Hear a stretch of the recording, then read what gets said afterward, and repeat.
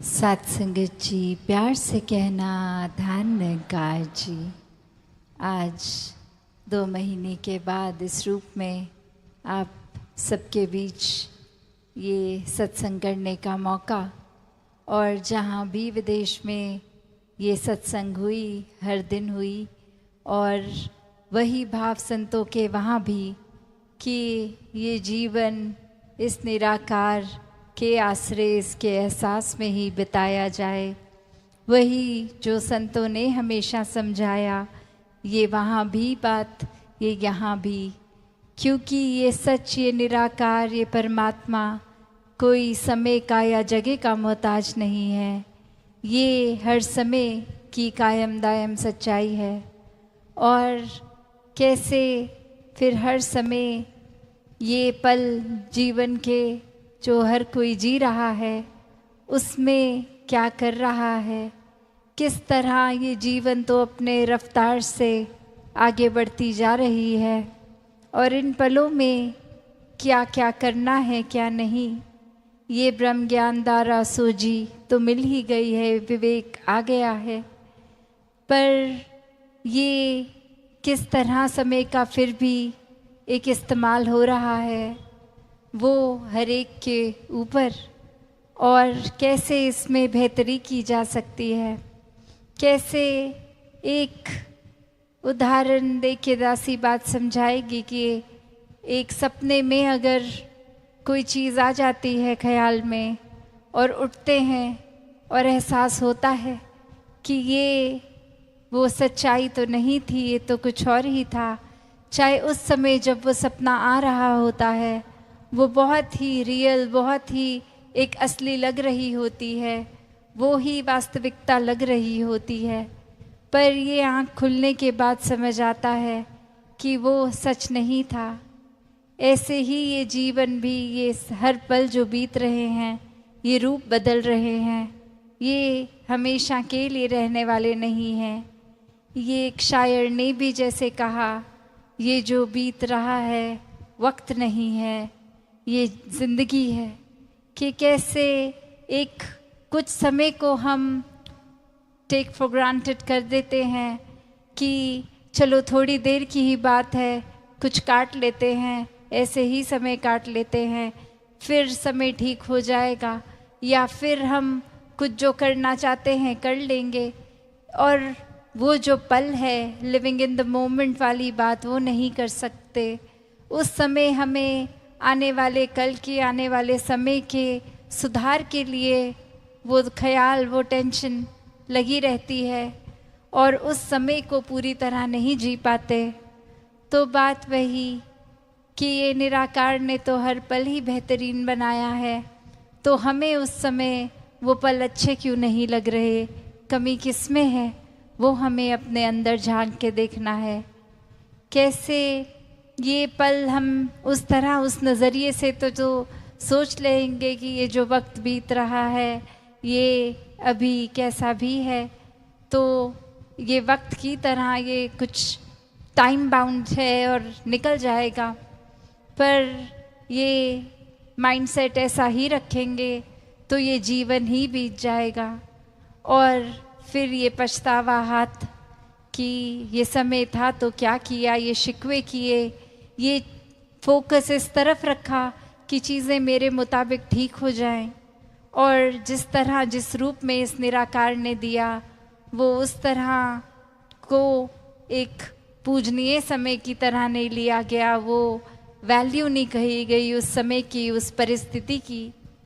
तो बात वही कि हर परिस्थिति ही अच्छी है, हर परिस्थिति में रहना, ये बात कि हमें जैसे कश्ती में अपनी हवा के मुताबिक सेल्स को एडजस्ट करना, तो जो कर लेते हैं वो मुबारक जीवन जी लेते हैं, वो भक्ति में वाकई ही पल पल में जीते हैं। क्योंकि जब भक्त एक भक्ति कर रहा है तो वाकई ही कोई सुध-बुध नहीं होती, अपनी परिस्थितियों की तो दूर की बात, अपने शरीर का भी पता नहीं लगता। ये हर पल इस परमात्मा के प्यार में है, तो फिर कुछ अच्छा बुरा ये सोच ही कहाँ आती है। ये ख्याल भी कि ऐसा नहीं, ऐसा होना चाहिए, या ये कमी है, ये खालीपन है। पर जैसे जैसे अभी राजपिता जी ने भी जो जिक्र किया कि हम एक रास्ता किस चीज़ के लिए बना रहे हैं, ये खालीपन, ये गलतियों, ये कमियों पे अगर नज़र ही डालते रहेंगे तो उन्होंने मैग्नीफाई होना है, उन्होंने बढ़ना है।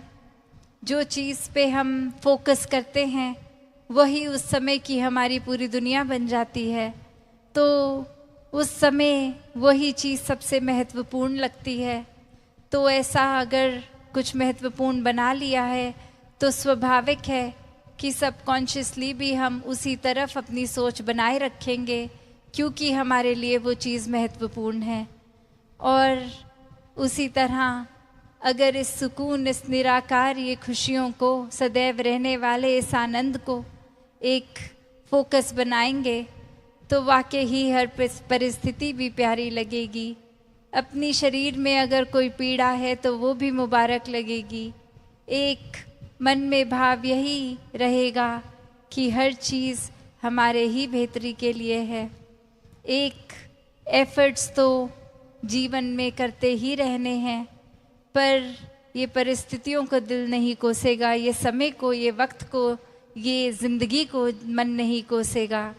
ये भाव फिर यही कि ये प्यार है इस परमात्मा से, तो प्यार में तो सभी कुछ मुबारक होता है।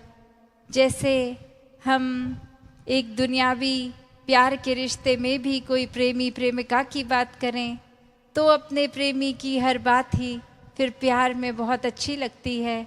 फिर ये मन नहीं करता कि दूसरे इंसान हम अपने मुताबिक बदलें, क्योंकि ये जो प्यार की बात है तो वो तो यही है कि हम किस तरह इस रिश्ते को देख रहे हैं। किसी को अपना बनाना इश्क नहीं है, किसी का बन जाना इश्क है। तो पूरी तरह ये समर्पण की बात, ये प्यार की बात कि जिस तरह ये सामने वाला चला रहा है ये एकमिक होके उसी तरह चलने लगें। और वही ये आत्मा परमात्मा का भी रिश्ता है, ये एकमिक होके जीने वाला। इसमें फिर क्यों, किंतु, परंतु कुछ भी सवाल नहीं, कुछ भी एक शिकायतें नहीं, कुछ भी इम्परफेक्ट नहीं है। फिर सब कुछ परफेक्शन से, एक बहुत ही पूर्णता से है। ये हर पल बहुत ही सुनहरा है। फिर ये जीवन में जो ये समागम का भी टॉपिक, ये विस्तार, तो ये विस्तार हर चीज़ में आएगा।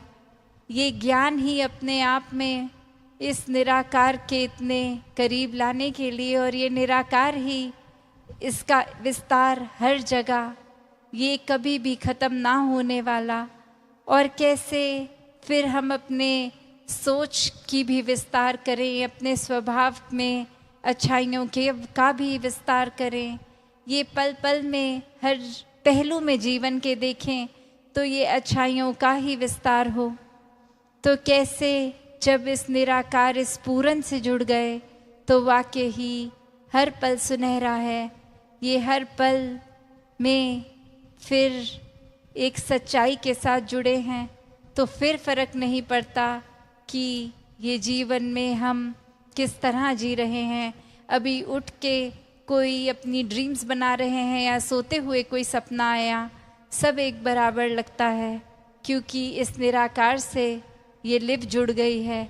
और फिर वो बंद आँखों का भी सपना मुबारक है, और जीते हुए अपने सपनों की ओर एक परिश्रम करते हुए वो अचीव करने की कोशिश भी मुबारक, क्योंकि वो हर चीज़ ही भक्ति बनी है। फिर ये दिल हर समय खुश ही रहता है, हर एक को खुशियाँ देने के बहाने ढूंढता है। किसी के प्रति ऐसी सोच नहीं कि एक इंसान का नुकसान किया जाए। बस यही होता है कि अगर कोई परिस्थिति ऐसी भी है जहाँ खुद अपने आप को एक पल के लिए एक कांटा भी चुभता है, पर दूसरे के लिए अपने हाथों से वो फूल की पंखुड़ी उनके रास्ते में बिछा दी जाए, तो ऐसा ही जीवन, ये कोई किताबी बातों का जीवन नहीं है। ये कोई हाइपोथेटिकल जीवन नहीं है, ये संतों का जीवन है। संत ऐसे ही होते हैं। और अब वो हम अपने आप से मेल कर लें ऐसे जीवन का। क्या हमारा जीवन ऐसा हो गया है? ये रुतबा, ये बोलने के लिए तो महापुरुष शब्द हमारे लिए संत बोल देते हैं, पर क्या हम उस पे उतरे हैं? सिर्फ ब्रह्म ज्ञान होना ही क्या काफ़ी है? एक जीवन को ब्रह्म ज्ञान पे अगर नहीं चलाया तो ब्रह्म ज्ञान हिस्से में हो ना हो एक बराबर ही है। तो ये तो भक्ति की शुरुआत ही ब्रह्म ज्ञान है। इस भक्ति को हर एक ने जीना है, हर एक के हिस्से आ सकती है। हर एक के अंदर इस निराकार ने वो कैपेसिटी, वो कैपेबिलिटी भी भरी है कि पूर्ण संत बन सकें। तो जो फासला है, जो चीज़ें भी हमें रोक रही हैं ऐसा जीवन जीने के लिए, उसको खुद में झांक के आइडेंटिफाई करें, देखें क्या है, किन चीज़ों पे काम करना है। ये निराकार तो हर समय ही साथ है, इसका सहारा लेते रहें और हर पल खुद में ये सुधार करें, ये ब्रह्म ज्ञान की समझ का विस्तार करें। तो दासी और शब्दों का सहारा ना लेके इन्हीं शब्दों से आज्ञा लेगी। सात संगत जी, धन निरंकार जी।